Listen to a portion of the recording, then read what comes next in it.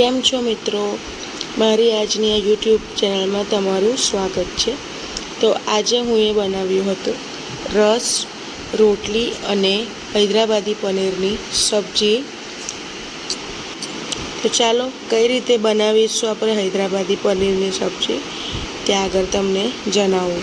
સૌ પ્રથમ તો હું એ પહેલાં રસ બનાવી લીધો હતો, આમરસ.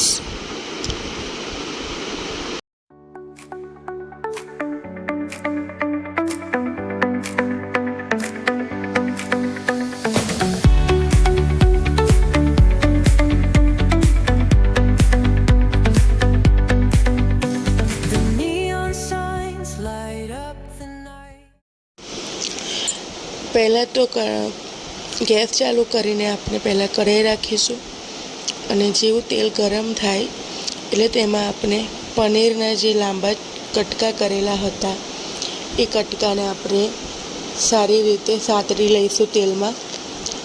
થોડા બ્રાઉન જેવો કલર આવે પનીરનો ત્યાં સુધી તેને સાતરી લેવાના રહેશે. થોડીવાર હલાવતા રહીશું જેનાથી આપણા પનીરના ટુકડા બળી ન જાય. જેવા એ લાગે કે હવે થોડાક બ્રાઉનિશ થઈ ગયા છે ત્યારબાદ તેને આપણે હવે સાઈડમાં કાઢી લઈશું અને તે જ તેલમાં આપણે કટકા કરેલી ડુંગળી શેકી લઈશું.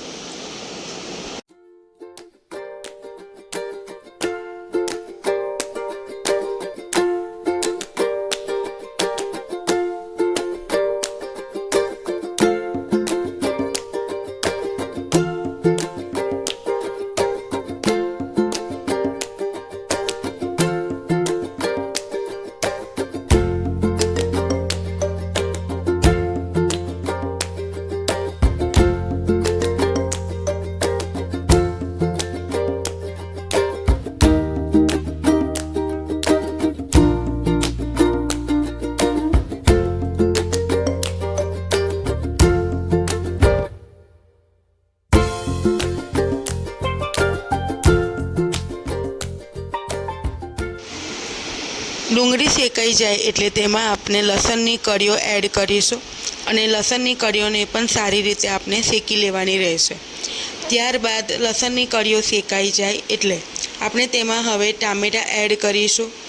ટામેટાને પણ સારા એવા આપણે ચડી જવા દેવાના રહેશે જેનાથી તે થોડા પોચા બની જાય.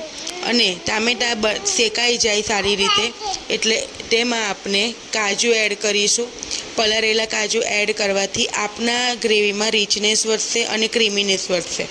ત્યારબાદ આટલું થાય ત્યારબાદ આપણે 1 વાડકી જેટલા ધાણા અને 1 વાડકી જેટલા ફુદીના એના પાન ધોઈને સારી રીતે આપણે લેવાના રહેશે અને તેને પણ શેકી લેવાના રહેશે.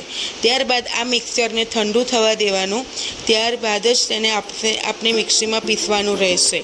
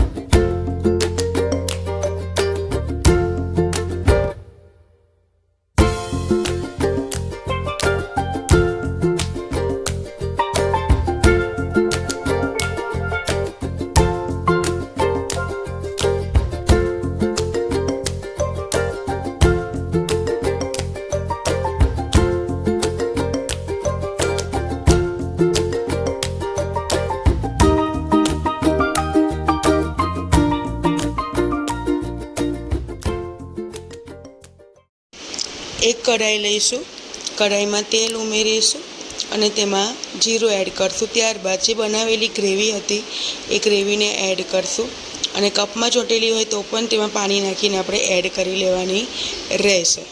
હવે આપણે તેમાં હવે નાખીશું હળદર, મીઠું, મરચું, ગરમ મસાલો, ધાણા જીરું, આ રીતના દરેક મસાલા એડ કરીને ફરીવાર એકવાર એને હલાવી લઈશું. અને